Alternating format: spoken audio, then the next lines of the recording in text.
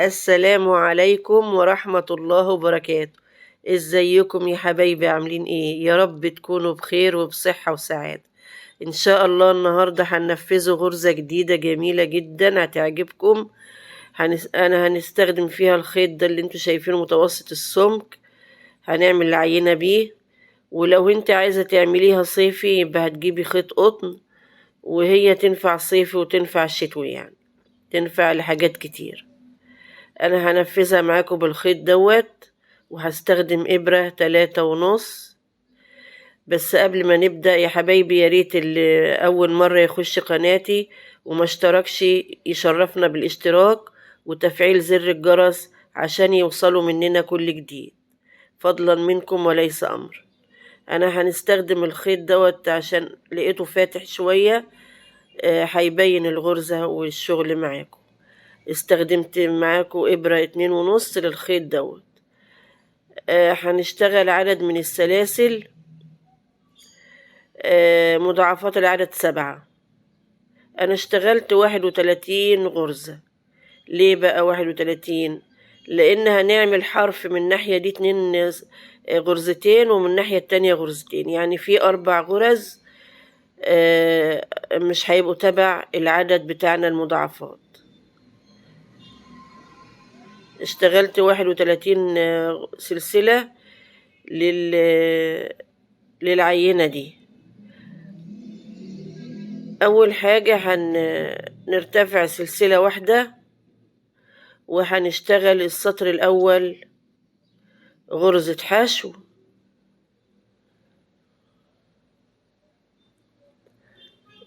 هخش في كل غرزة واسحب واعمل غرزة حشو.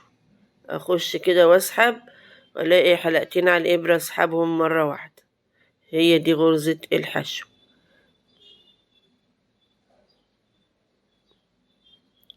طبعا السطر ده انا مش هكرره، ده السطر الاولاني ده مش تبع الغرزة، هو هيتعمل المرة دي بس. ولو انت عايزة تبدأي سطر أعمدة ماشي، يعني هي أي غرزة بداية وخلاص في الأول، عشان تبقى حرف للغرزة، حرف من تحت يعني. كده خلصت اهو السطر الأول. هرتفع 3 سلاسل، وبعدين هعمل دعم بقى للعمود دوت اللي 3 سلاسل، يعني هعمل جنبها عمود، لان ديت لو انت هتعملي كوفية يبقى افضل انك تعملي كده. هنعمل العمود التاني، ودول مش تبع الغرزة، يبقى كده انا عملت عمودين اهم، دول مش تبع الغرزة. هنبدأ بقى الغرزة، هنعمل 3 أعمدة. ادي اول عمود، ده التاني، ده التالت. من اول هنا ال3 أعمدة دول هما بداية الغرزة اللي هكررهم بعد كده.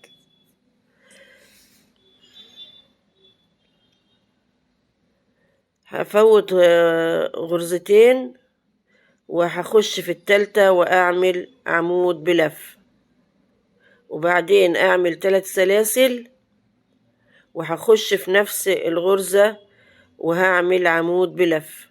يبقى انا عملت حرف الفي او 7 او رقم 7. هنفوت غرزتين، ادي الغرزة الاولى والتانية، واخش في التالتة واعمل عمود بلفة،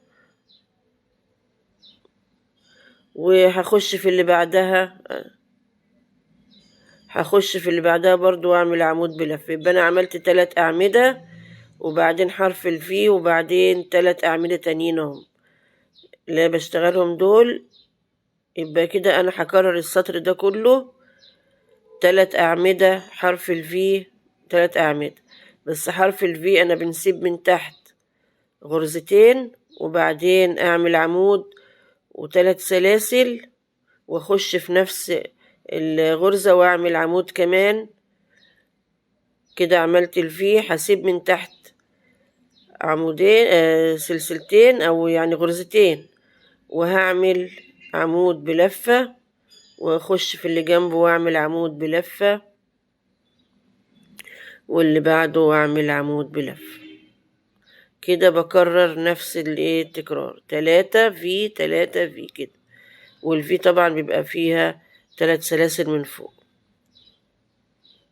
هسيب هسيب غرزتين واخش في التالتة واعمل عمود بلفة، وبعدين 3 سلاسل، وبعدين اخش في نفس الغرزة واعمل عمود بلفة.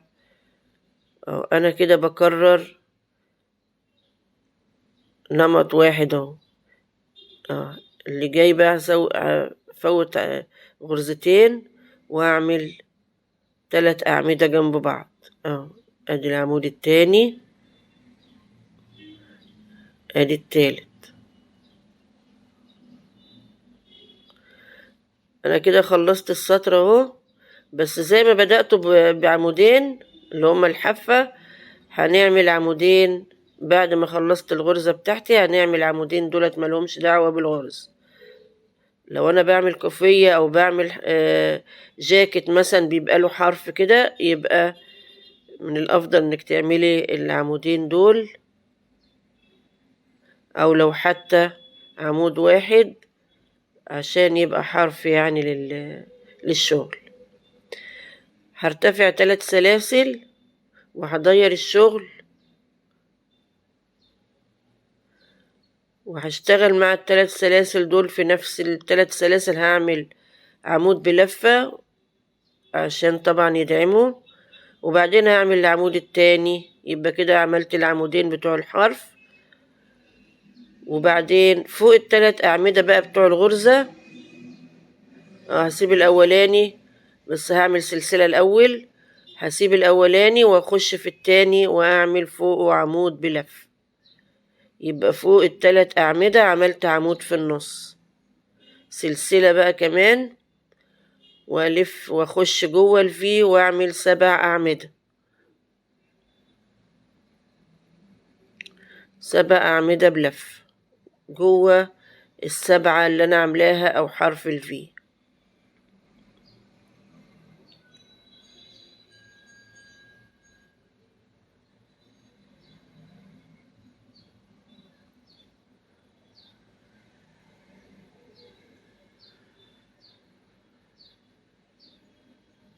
يا ريت يا حبايبي اللي مواصل معايا وبيتفرج كده وعجبته الغرزة يحط لايك، لو هو ما حطش لايك فضلا منكم وليس أمر. هعمل سلسلة واخش فوق ال3 أعمدة واعمل في النص، فوق العمود اللي في النص هعمل عمود وسلسلة، وبعدين اخش في الفي واعمل 7 أعمدة.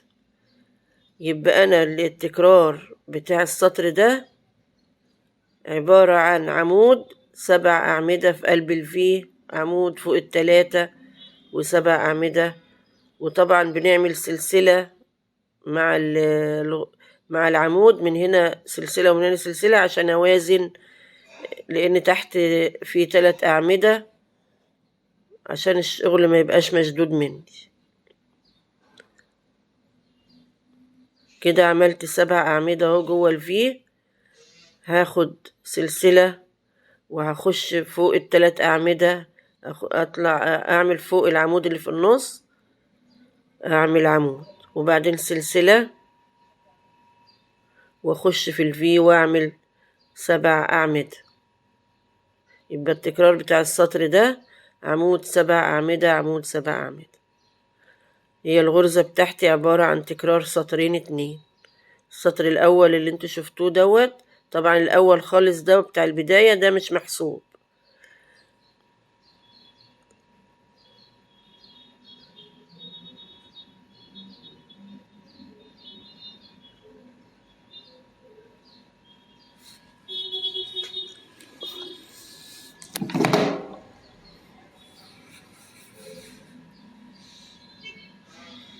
كده خلصت ال7 أعمدة اهو. هروح أعمل سلسلة وهروح أعمل آخر غرزة فوق ال3 اهو في النص. أفوت أول عمود وأعمل فوق العمود اللي في النص، وبعدين أعمل سلسلة، وطبعا هسيب العمود وأخش فوق الاتنين اللي أنا كنت عاملهم حرف. هعمل عمودين دول مش تبع الغرز، دول لو انت هتعملي كوفية يبقى ممكن تكرري تعمليهم.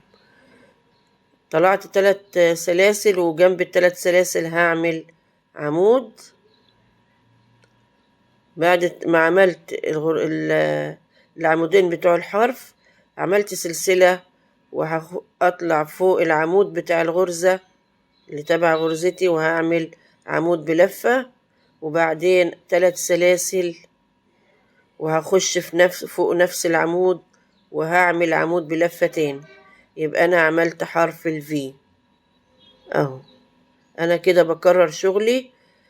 هعمل سلسلة، وبعدين فوق ال7 أعمدة هفوت عمودين واخش في النص واعمل عمود فوق العمود الثالث عمود، والرابع نعمل فوق منه عمود، والخامس اعمل فوق منه عمود. يبقى فوق ال7 أعمدة عملت 3 أعمدة بس اهو. نعمل سلسلة ونروح فوق العمود ونعمل عمود بلفة، وبعدين 3 سلاسل،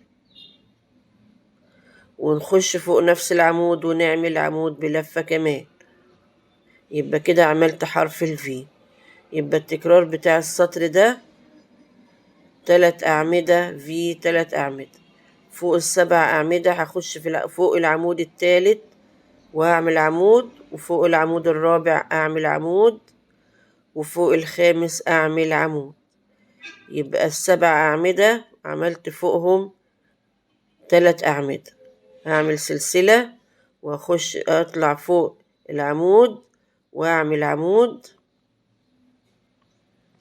وبعدين 3 سلاسل واعمل عمود في نفس فوق نفس العمود يعني، وسلسلة واخش فوق ال7 أعمدة واعمل 3 أعمدة. هوسطنهم، اسيب 2 من هنا و2 من هنا، والتلاتة يبقوا في نصهم. هشتغل التالت والرابع والخامس. ده التكرار بتاعي اللي هو يعتبر كان السطر الأول. بكرر السطر الأول تاني. هعمل سلسلة، وبعدين فوق العمود أعمل حرف الفي أهو، عمود 3 سلاسل، عمود في نفس الفتحة بتاعت الغرز. كده خلصت الغرزة بتاعتي. هعمل العمودين اللي هما بتوع حرف الشغل. هرتفع 3 سلاسل وأدير شغلي كده. ده التكرار بتاعي، عمال بكرر نفس السطرين، السطر التاني الأول والتاني. كررت اهوت الأول، هعمل التاني. طلعت 3 سلاسل، هعمل جنب ال3 سلاسل عمود عشان يدعمه، وبعدين عمود. دولت هما الحرف بتوع الشغل. هنخش جوه الفي ونعمل 7 أعمدة. كده بكرر السطر بتاعي بتاع الشغل اللي هو كان السطر التاني اهو، السطر التاني للشغل للغرزة يعني. هخش في الفي واعمل 7 أعمدة.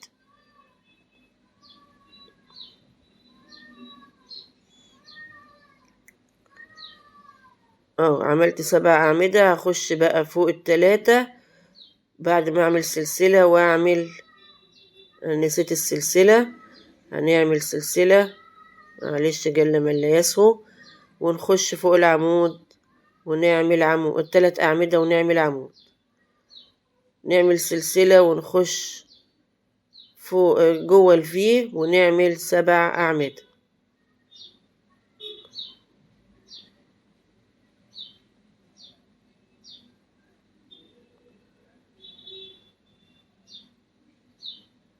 هي غرزة تنفع صيفي وتنفع لفساتين الأطفال، تنفع حاجات كتيرة جميلة جدا. ممكن انت تستخدميها الاستخدام اللي يريحك. ممكن تعملي بقى كوفية صوف أو قطن، جميلة جدا. هعمل سلسلة واخش فوق ال3 أعمدة واعمل عمود في النص. هي غرزة بسيطة وسهلة لكن بتدي نتيجة جميلة جدا. ممكن تستخدمي خيط قطن أو تستخدمي خيط صوف اللي يعجبك، وتستخدمي الإبرة اللي مناسبة للخيط.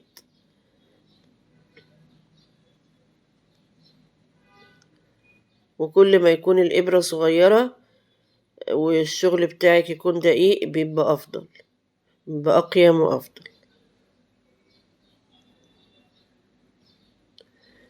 هنعمل سلسلة ونطلع فوق ال3 أعمدة نعمل عمود في النص، وبعدين سلسلة ونخش في الفي ونعمل 7 أعمدة.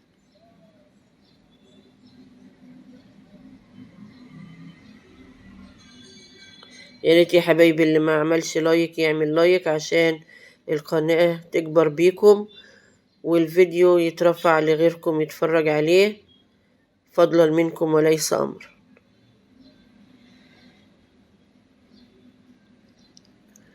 هناخد فاضل بقى الايه غرزتين الحافة او عمودين الحافة او الحرف بتوع الشغل، وهرتفع واكرر نفس السطرين.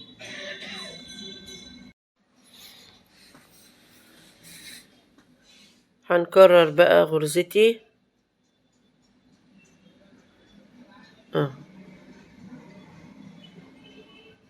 نفس الشغل هكرره تاني.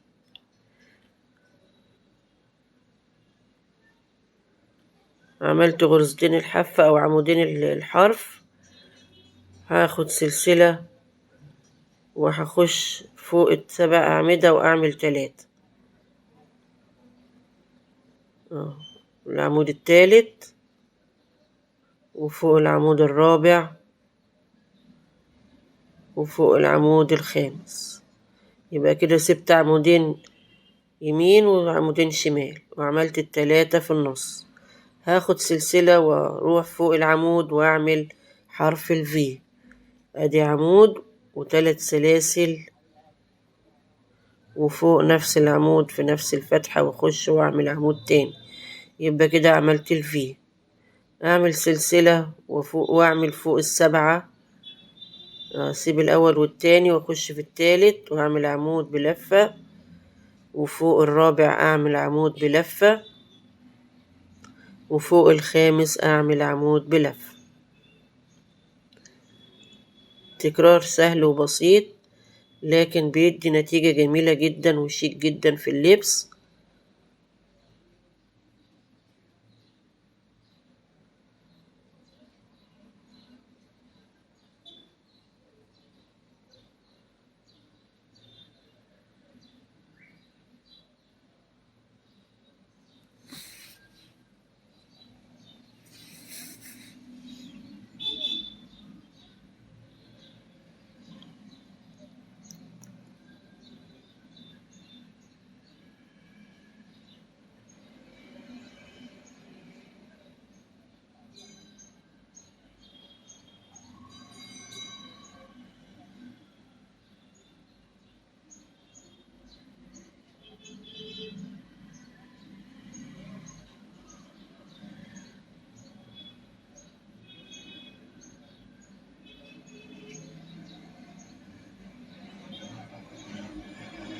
هنعمل بقى العمودين بتوع الحرف، حرف الشغل، وهرتفع 3 سلاسل وادير الشغل واكرر السطرين من تاني.